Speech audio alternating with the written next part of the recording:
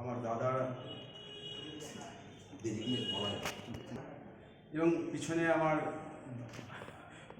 বান্ধবী আছেন, দাদারা আছেন। আমি সবার নাম জানি না, যদিও আমার সেটা নেই বছরে। যাই হোক, আজকে আমরা এই ছোট্ট একটা মহতি দিনে আসতে পেরে আমরা নিজেদেরকে খুব গর্বিত মনে করি। এবং আজকে আমরা একসঙ্গে একটা দুটো সমন্বয়ের একটা মিলন ঘটলো আমাদের। আমরা একটা দিক শারীরিক আর একটা দিক আমি মানসিক ভাবনা চিন্তার অবকাশ ঘটানোর যে লক্ষ্য, সেই লক্ষ্য নিয়ে আমরা হেঁটেছি আজকে। তার সঙ্গে আইনি পরিষেবা যে মূল জায়গাটা, যেটা জানি না, আমরা বুঝি না, এবং যে যার কর্মের ওপর থাকে সে তার কর্মটা ভালো বোঝে।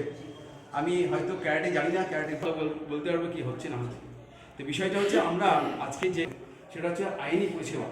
এবং তাদের এখানে আসলে পরে তোমার কোনো রকম কোনো পয়সা ছাড়াই ফ্রি এখান থেকে সহায়তা পাওয়া যাবে। এবং সেই সহায়তা কেন্দ্রটা আমাদের আজকে ঢুকতে পেরেছি এবং আসতে পেরেছি, এর জন্য আমি নিজেকে ধন্যবাদ মনে করি। তার সঙ্গে আমার একটা বন্ধু রয়েছে, যিনি ক্যামেরাম্যান, তিনি হচ্ছেন রফিক। তিনি আমার খুব ছোটোবেলাকার বন্ধু এবং খুব ক্লোজ বন্ধু। তার ডাকে সাড়া দিয়ে আজকে আমি এবং দুই দাদা ভাইয়ের সাড়াতে আমি দৌড়ে এসেছি।